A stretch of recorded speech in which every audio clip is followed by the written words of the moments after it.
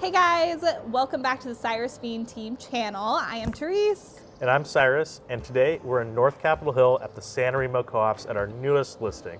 We're going to be talking all about housing cooperatives, also known as co-ops, what they are, why they're so unique, and how they differ from condos. So let's go inside, check it out, and talk a little bit more about it.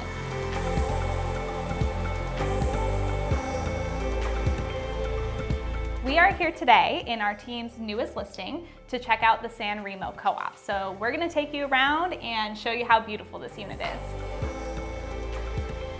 All right, come on in to our San Remo Co-op. So in this remodeled bathroom, you have penny tile and a clawfoot tub.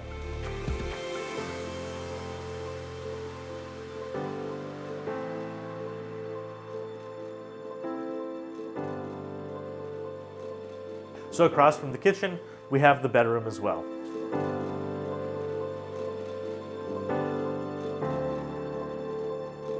So coming down the entryway here, we come into the living room. Therese? Yeah, so in this living room, we have very tall ceilings. It brings in a ton of light, and you're in a ground floor unit, but it does not feel like that when you're in here. Usually ground floor units can feel kind of drab and dreary. You get so much light in here, and it's also very spacious, enough for your living room setup, and you also have a whole setup for either an at-home office or even a dining room.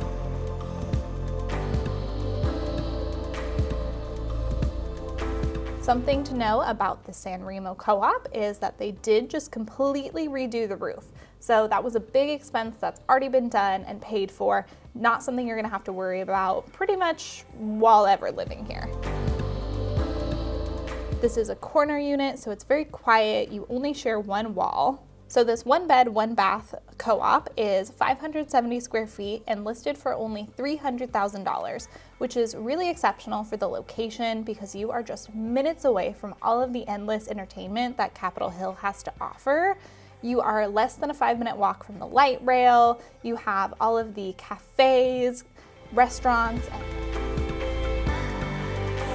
HOA dues are $600, but don't forget that includes common area maintenance, so that goes to your reserves, it goes towards water, sewer, garbage, as well as your property taxes.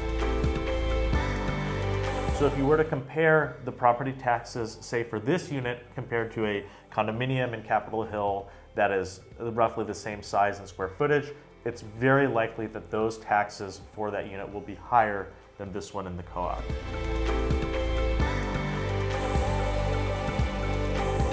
Okay, Cyrus, so how do you go about actually purchasing a co-op?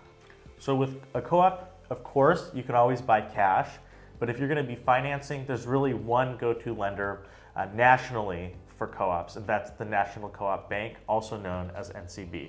Something else to note is that you can put as little as 5% down when you're buying a co-op, depending on your financial situation, of course.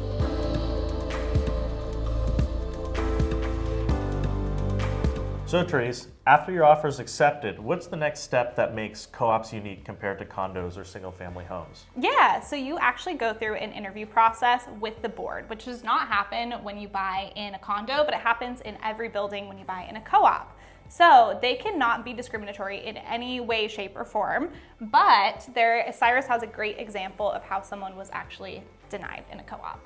So in South Seattle, there's a co-op that is purely for artists, and that can be artists of any shape, size, kind, whatever you can think of. And in this case, this buyer interviewed, and the board deemed that they were not artist enough, however, artistic enough, or however you want to phrase it, to be part of the building. That is the only instance, though, that any of us have ever heard someone being denied in a co-op interview. We've had 100% success with our clients getting approved for their co-ops. What keeps co-ops affordable? Co-ops are affordable largely because the buyer pool is a little more restricted, right? You're not catering to investors who are buying the property to rent it out. So one of the most wonderful things about the co-ops is it's all owners and there's a little more sense of a community. On the other hand, the buyer pool, when you put it up for sale, is shrunk because you're not able to sell it to an investor or someone who wants to buy it for a couple of years and then rent it out. And that's one of the reasons why co-ops are more affordable. Because of that smaller buyer pool, they appreciate more slowly, keeping the costs low. So what makes co-ops unique when it comes to living in them and remodeling in them? Yeah, so just like a condo, you can absolutely make superficial changes. You can paint the walls, you can hang things up. Something you shouldn't go around doing, because these do tend to be in older buildings, is you shouldn't be knocking out walls, things like that. You want to maintain the integrity and the structure of the building. Some other important things to note is typically you have shared laundry versus an individual washer and dryer. That's not always the case, but typically because the buildings are older, there's just one communal laundry area. And one thing that's nice about that is it's maintained by the building. So if your washer and dryer goes out, it's collective among the community that they're going to be, paying that out with the reserve fund. You're not going to be paying for a new washer and dryer.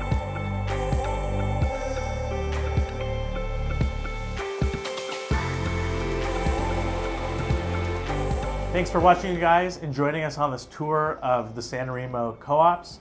Of course, if you have any questions or want to actually tour the unit, definitely shoot either Teresa or myself an email. Of course, our contact information is down below. Don't forget to like, comment, and subscribe. See you next next time. time.